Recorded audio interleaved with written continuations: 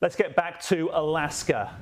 Anchorage, Donald Trump, the US president, walking out after potentially historic peace talks with Russia's President Vladimir Putin. Let's hear what they had to say. Ladies and gentlemen, our negotiations have been held in a constructive atmosphere of mutual respect.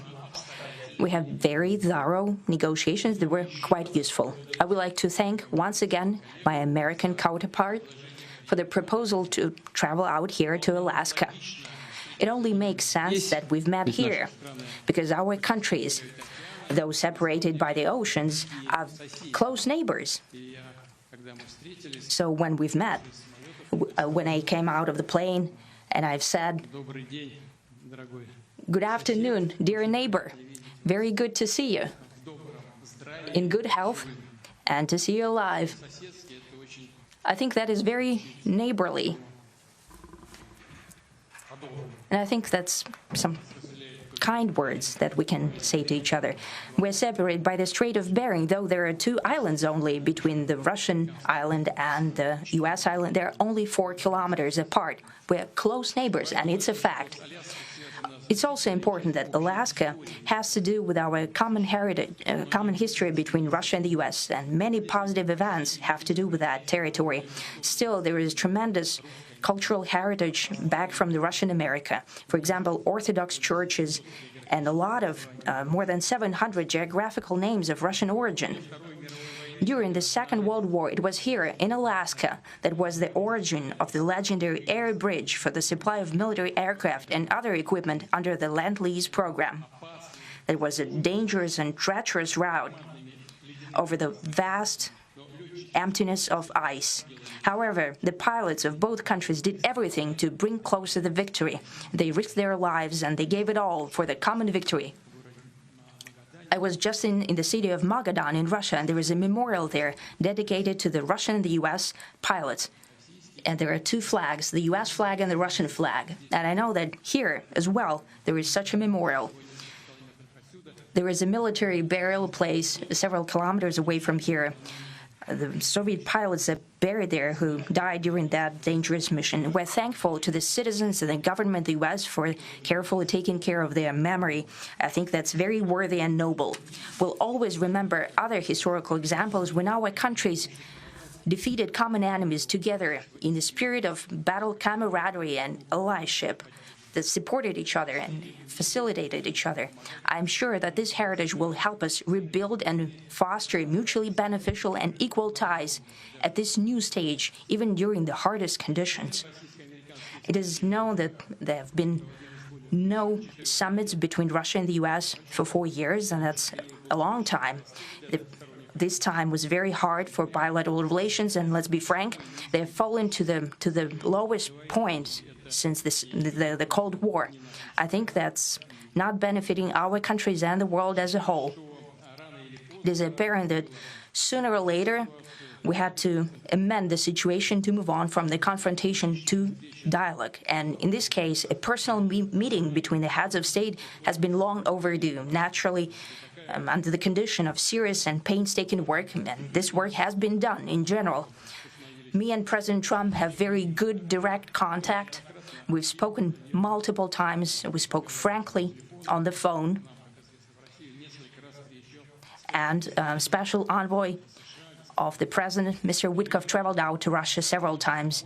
Our advisors and heads of foreign ministries kept in touch all the time. And you know fully well that one of the central issues was the situation around Ukraine. We see the strive of the administration and President Trump personally to help facilitate the resolution of the Ukrainian conflict. And his strive to get to the crux of the matter, to understand this history, is precious. As I've said, the situation in Ukraine has to do with fundamental threats to our security. Moreover, we've always considered the Ukrainian nation, and I've said it multiple times, a brotherly nation, however strange it may sound in these conditions. We have the same roots, and everything that's happening is a tragedy for us and terrible wound. Therefore, the country is sincerely interested in putting an end to it. At the same time, we're convinced that in order to make the settlement lasting and long-term, we need to eliminate all the primary roots, the primary causes of that conflict, and we've said it multiple times, to consider all legitimate concerns of Russia and to reinstate a just balance of security in Europe and in the world on the whole. And I agree with President Trump, as he has said today, that naturally the security of Ukraine should be ensured as well. Naturally, we are prepared to work on that. I would like to hope that the agreement that we've reached together will help us bring closer that goal and will pave the path towards peace in Ukraine. We expect that Kiev and European capitals will perceive that constructively and that they won't throw a wrench in the works. They will not make any attempts to use some backroom dealings to conduct provocations to torpedo the nascent progress. Incidentally, when the new administration came to power, bilateral trade started to grow.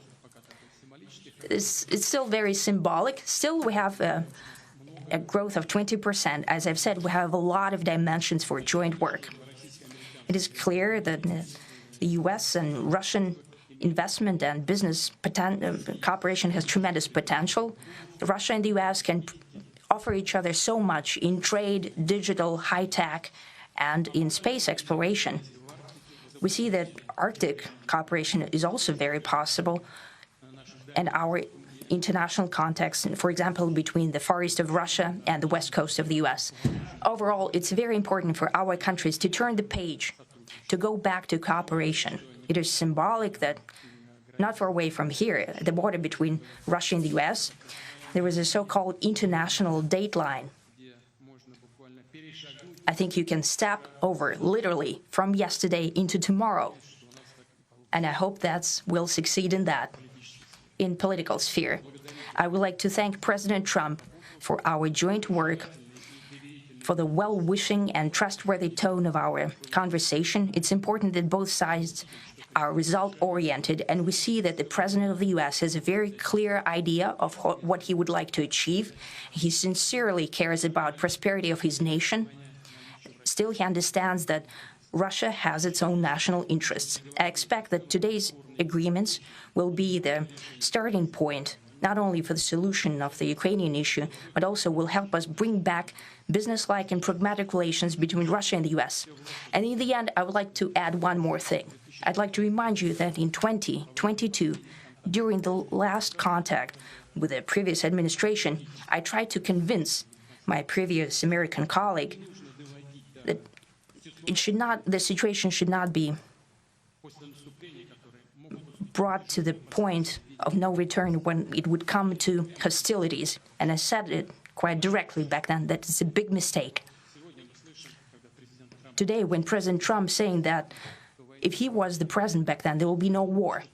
And I'm quite sure that it would indeed be so. I can confirm that.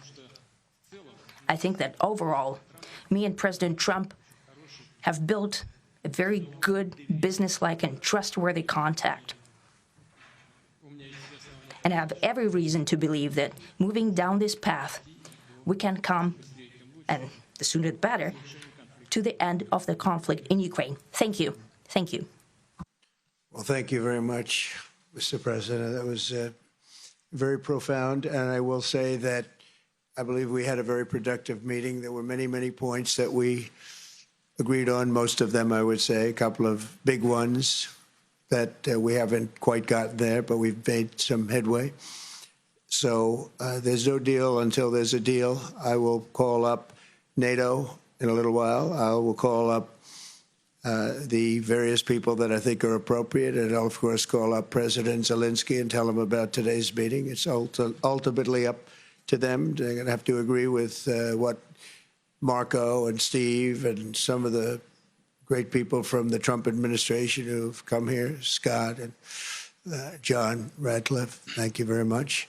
But we have some of our really great leaders. They've been doing a phenomenal job. We also have some tremendous Russian business representatives here. And I think, you know, everybody wants to deal with us. We've become the hottest country anywhere in the world in a very short period of time.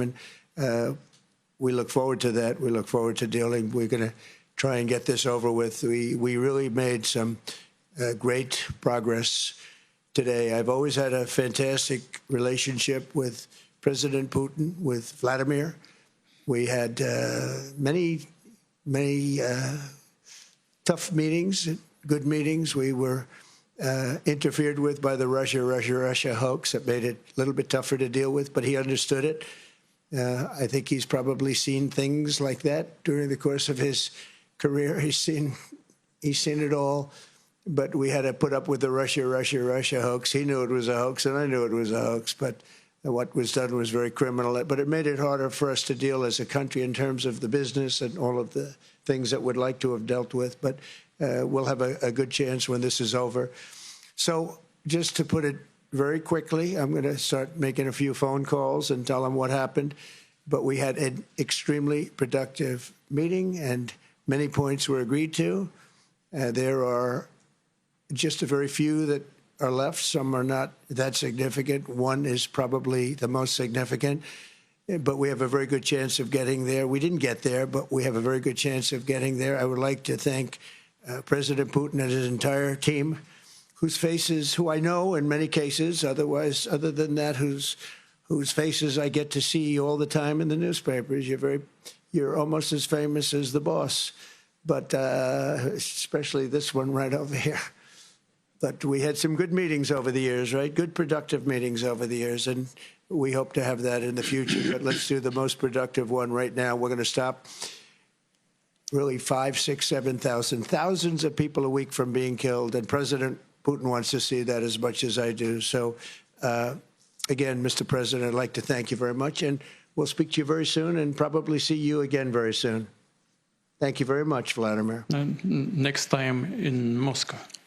Oh, that's an interesting one. I don't know. I'll get a little heat on that one, but I could see it possibly happening. Thank you very much, Vladimir. And thank you all. Thank you. Thank you. Thank you so much.